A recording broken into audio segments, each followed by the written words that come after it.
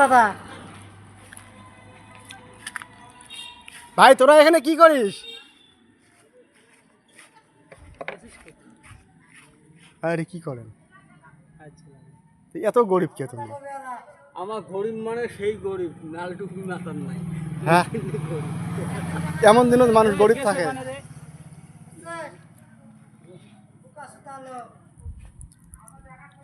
শুন, এবারে